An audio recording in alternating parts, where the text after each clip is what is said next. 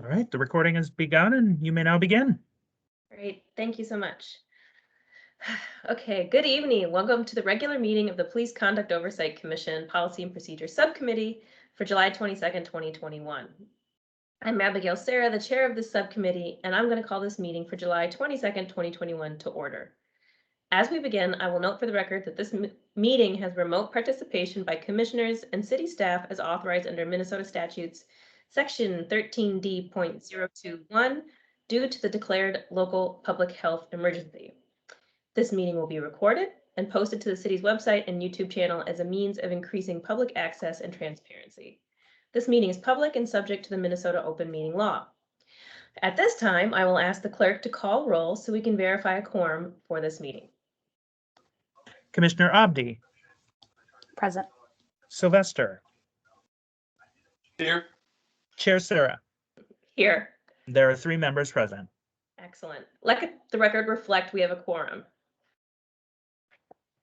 Next, we'll proceed to our agenda and minutes from the meeting of June 24, 2021. A copy of the agenda has been posted for public access to the city's legislative information management system, which is available at lims.minneapolismn.gov.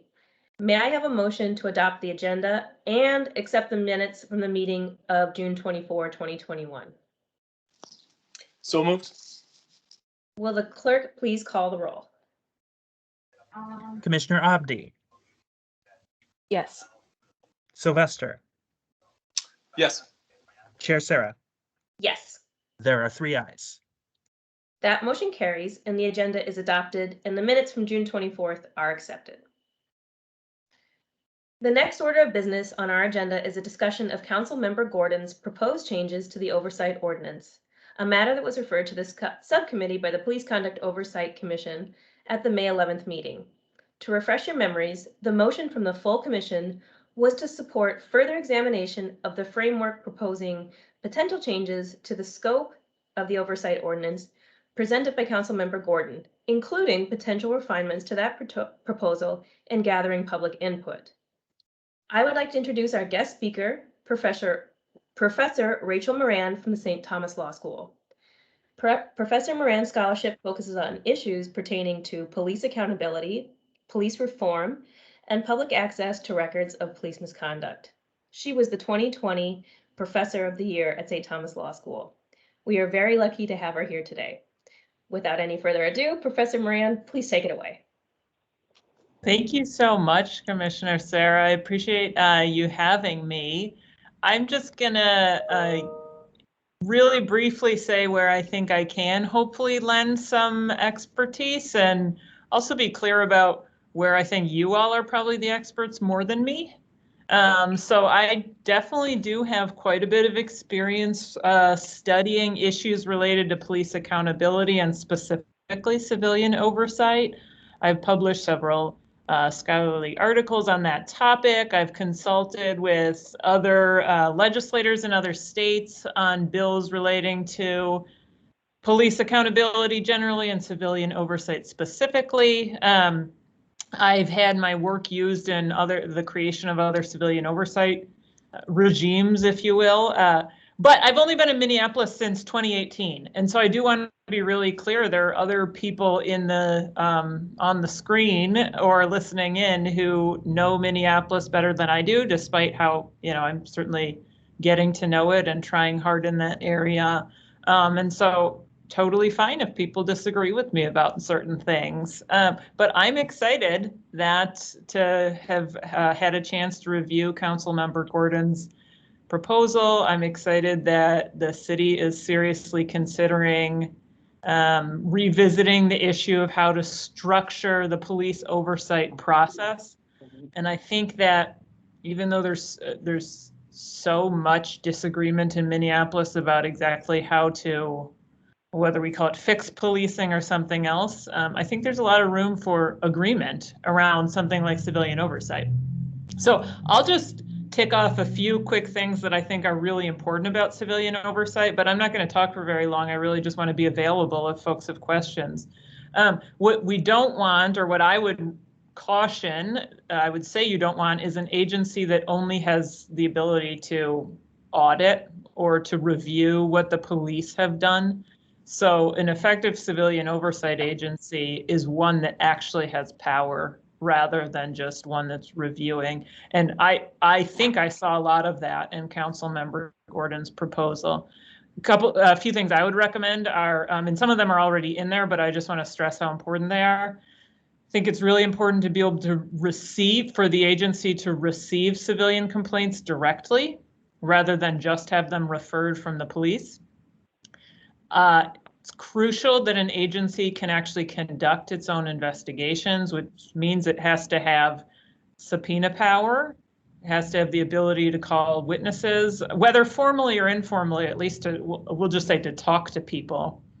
And ideally, it should have at least some paid staff who have experience conducting investigations, but who are not themselves police officers.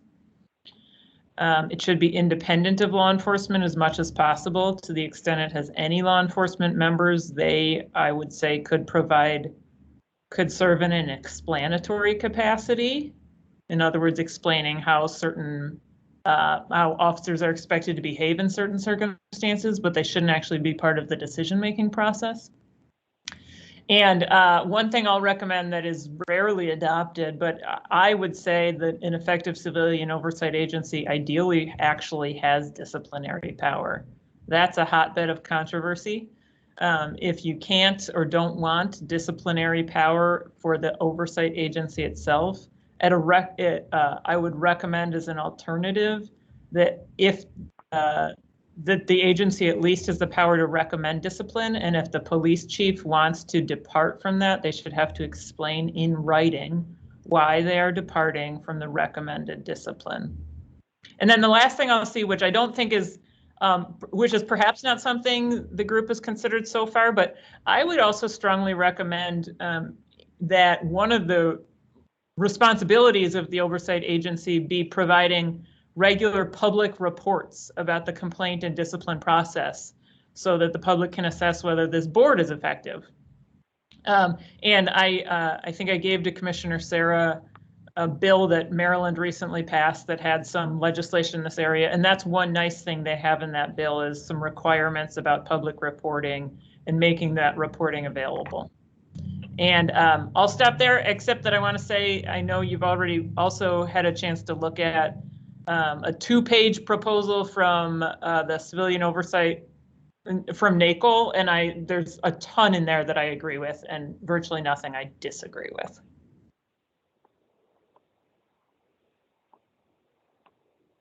Excellent. Thank you so much, Professor Moran. Let's see. I will now open the floor and invite comments on this presentation from the community. We will limit the public comment period to no more than 2 minutes per speaker, please. Please press *6 to unmute yourself.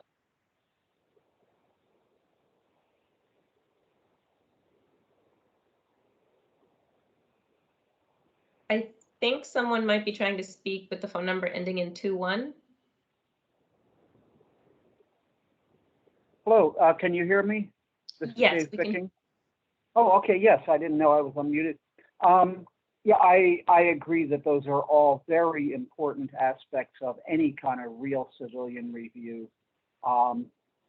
We need those. I'll look at those documents a little bit more, but this is really along the right track and should be a guideline for considering any proposal. Thank you. Thank you, Mr. Picking.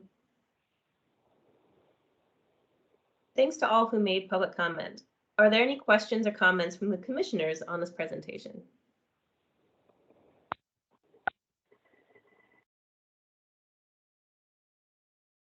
I definitely have some, but I want my fellow commissioners to have an opportunity to speak to Professor Moran if they want to. Well, I'll start and folks can jump in. Okay, so Professor Moran, I have a question for you. In your opinion, do you think that Minneapolis Police Department officers or employees should participate in selecting the oversight panelists or commissioners or whatever they're ultimately called? Thanks for that question. No, I don't. The best selection processes that I could recommend, they usually involve a variety of selectors. Sometimes there are people like a mayor or city council who have the opportunity to select some of the members, but they also have local community organizations that have been involved in advocacy around policing or civil rights issues that have the power to independently select, usually like they're allotted perhaps one slot on the oversight agency or on the review board, however you want to call it. And that I think is a wonderful thing. It's really important that an oversight agency have people who are deeply familiar with the concerns of the city and concerns around law enforcement in particular. You should have members of heavily policed communities who are part of this oversight agency. It doesn't make a lot of sense to have actual police department members, particularly from the police department that is being overseen on the agency. And, oh, there you go. Just a quick clarification. So would you say the same for if there were officers in the outside agency?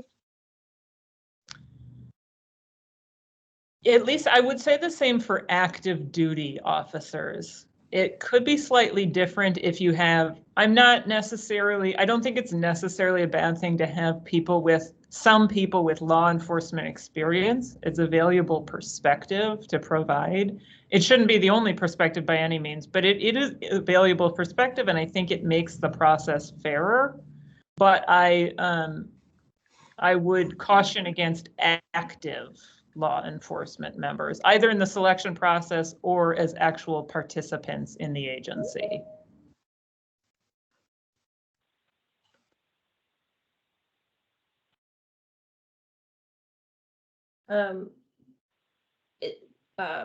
Commissioner Abdi, was that your question? Is it okay if I go on with another one? Okay, great. I did make a note here, Professor Moran, as to the disciplinary power. There is a Minnesota statute that limits, you're nodding your head, that limits what disciplinary power civilian oversight entities can do, and we cannot issue discipline, at least as the law stands today.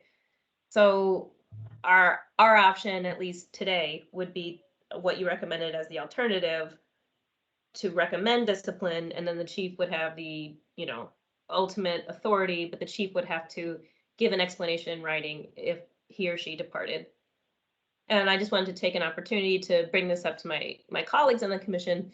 In the Maryland statute that Professor Moran provided, one thing that I really liked about it was that the oversight entity or panel or whatever it was called could make recommendations for discipline, and the chief could do something different, but the chief had to stay within the bounds of the discipline matrix.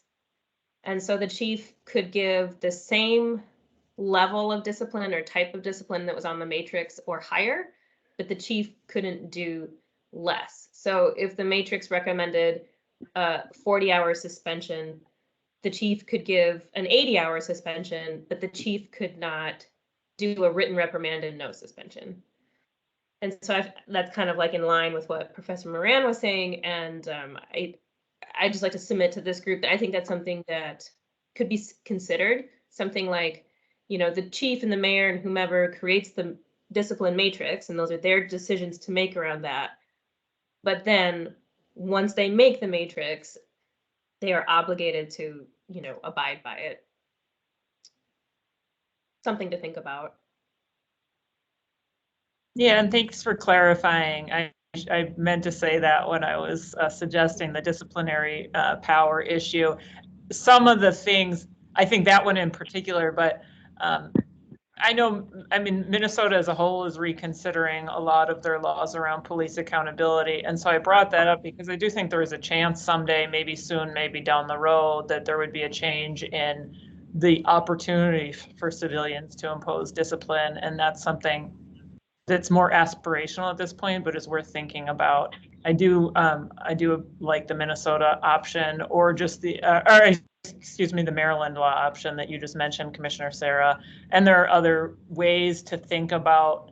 What's really important is that if you're going to have a chief or a disciplinary body that is routinely departing from recommendations, that really needs to be limited and well documented when it's happening so that you don't have a completely toothless oversight agency.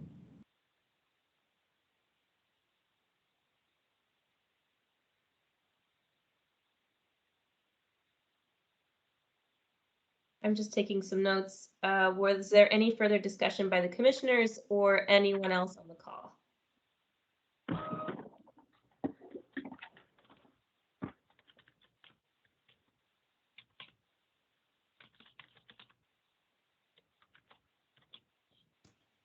Maybe I could just thank you for taking this up. This is Cam Gordon, and so I've been developing in cooperation with community members this framework, and now we're drilling in and drafting some of the language.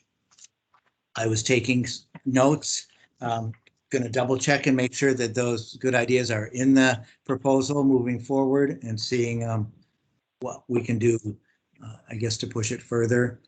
We've got a problem here where we do coaching for a lot of these complaints that come forward, and then that information is even private too. So that's another state law we seem to be bumping up against too. So I welcome you to be engaged in this further, and for the commission too, I invite you to maybe help with how we could engage other communities more in this conversation as we're moving forward. But really appreciate you doing this, and glad I was here to listen to the professor. Thank you so much, Councilmember Gordon.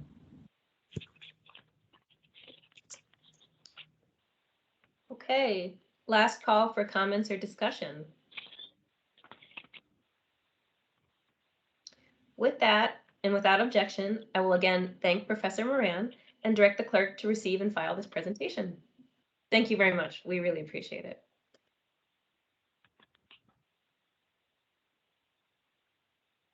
Next on the agenda is a discussion of the 10 arbitration decisions that have been overturned since 2005.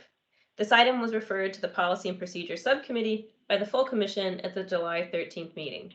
Since we have not yet received all 10 decisions from the City Attorney's Office, I'm going to move to postpone this agenda item to the August 26th Policy and Procedure Subcommittee meeting. And just for clarification, we have received 3 out of the 10, and we expect to receive the remaining 7 pretty soon. So I think that we should receive them in time for the August meeting. That's my understanding from the City Attorney's Office. Okay, so will the clerk please call the roll on my motion to move this agenda item to the August meeting? Commissioner Abdi, Aye. Sylvester, Aye. Chair Sarah. Aye. There are 3 ayes. That motion carries, and that item is postponed to August 26, 2021. We are also awaiting data related to the misdemeanor arrest by Minneapolis Police Department. I'm hopeful that that will also be available and that that item will be placed on the August agenda as well. I believe that the city clerk is working with whomever they need to work with to gather that data and provide it to us. Okay, that's all that we have on the agenda in terms of substance. The next order of business is the acceptance of public comments. I will open the floor and invite public comments from the community, and these can be pertaining to anything that they wish, doesn't have to be to the presentation. We'll limit public comment period to no more than 2 minutes per speaker. With that, are there any community members on the line who wish to address the commission?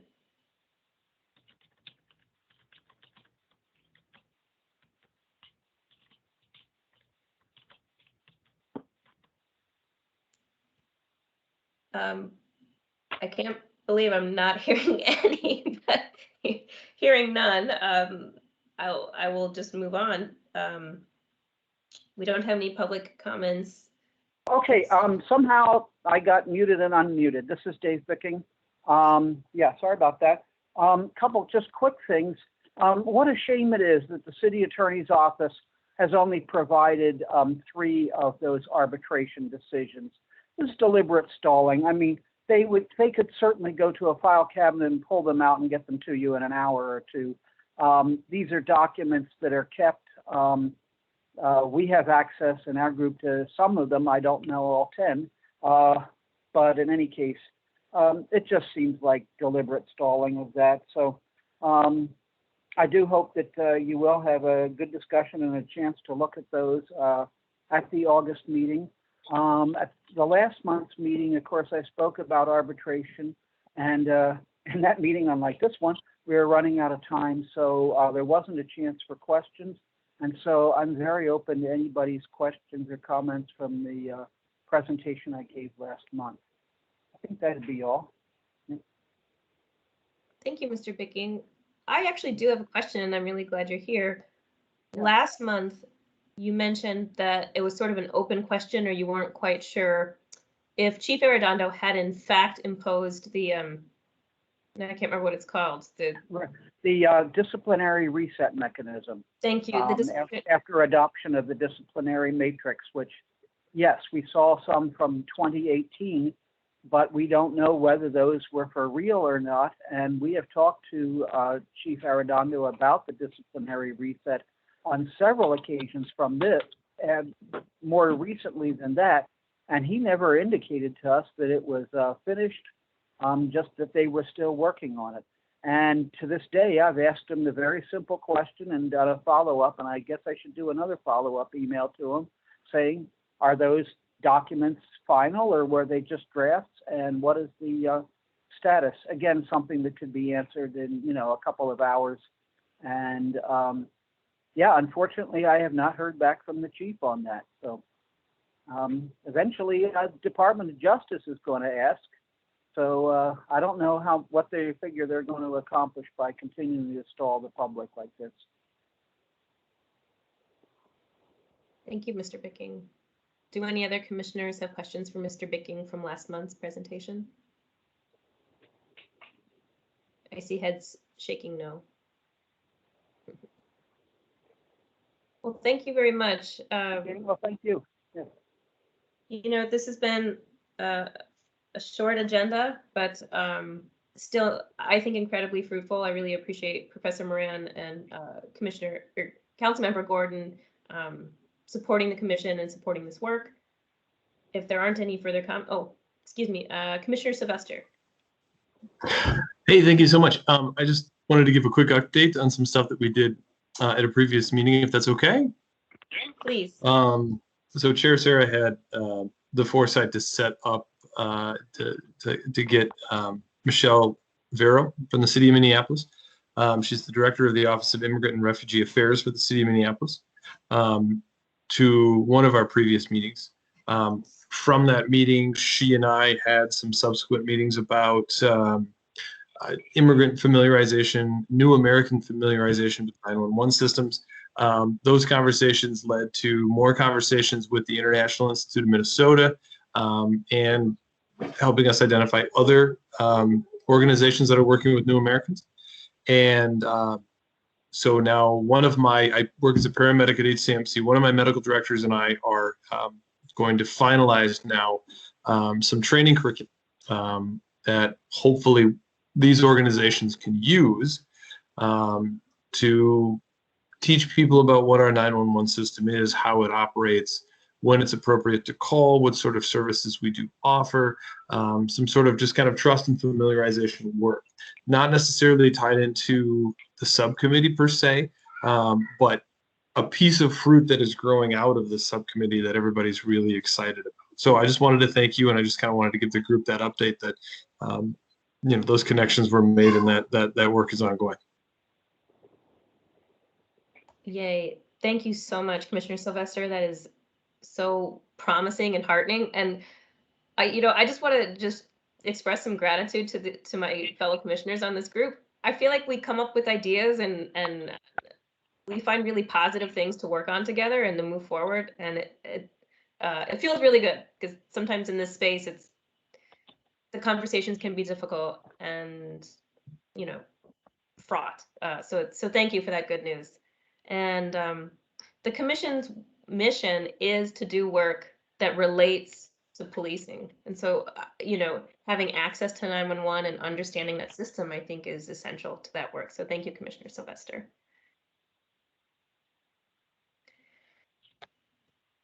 Okay. Well, it's quite early, but what can I say? We're good. Work harder, work smarter, not harder. With that, thanks to all who made public comment and gave updates. I will direct the clerk to receive and file these comments. I move to adjourn the meeting. Or I declare this meeting adjourned. Sorry, I declare this.